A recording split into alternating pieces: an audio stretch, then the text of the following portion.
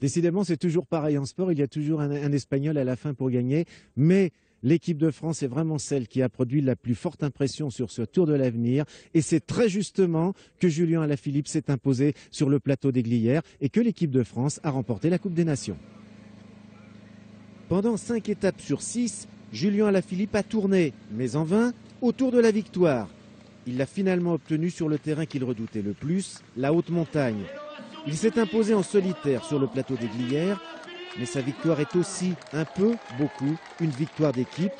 Il la doit surtout à son coéquipier Alexis Goujard et à un fort mental.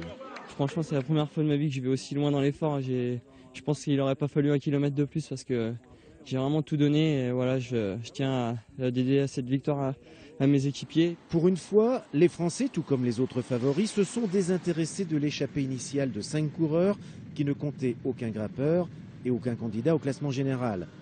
L'ascension du redoutable Salève, que le Belge Dieter Bouvry franchit en tête, s'est simplement transformée en course par élimination. C'est dans la descente que la France est passée à l'attaque avec Alexis Goujard en poisson pilote pour Julien Alaphilippe.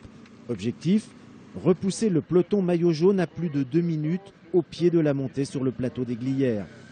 Mission accomplie, Alexis, qui sera professionnel chez AG2R La Montagne, n'a plus qu'à rentrer dans le rang et Julien Alaphilippe qu'à attaquer. Le jeune Français, qui lui aussi sera professionnel, mais dans une équipe continentale, résistera jusqu'au bout au retour du Slovène Matej Mohoric, deuxième de l'étape. Derrière, l'Anglais Adam Yates a attaqué le maillot jaune Ruben Fernandez dans le final, mais il ne peut combler la minute qui le séparait de l'Espagnol. Ruben Fernandez, professionnel dans une équipe continentale, est le vainqueur de ce Tour de l'Avenir. Pour sa part, l'équipe de France remporte la Coupe des Nations.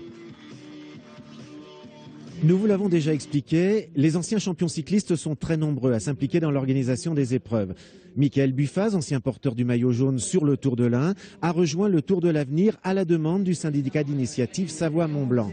Sa mission, piloter dans la course des journalistes étrangers et leur montrer la région. L'un de ces journalistes, un Belge qui travaille pour le quotidien La Dernière Heure Les Sports, a réclamé un plus, découvrir les routes à vélo. Tous deux sont donc partis au petit matin, bien avant le départ de l'étape. Et Michael Buffaz a redécouvert ces routes avec un autre regard que celui de coureur. C'est vrai que je m'aperçois que depuis que j'ai arrêté, on voit pas du tout les paysages de la même manière.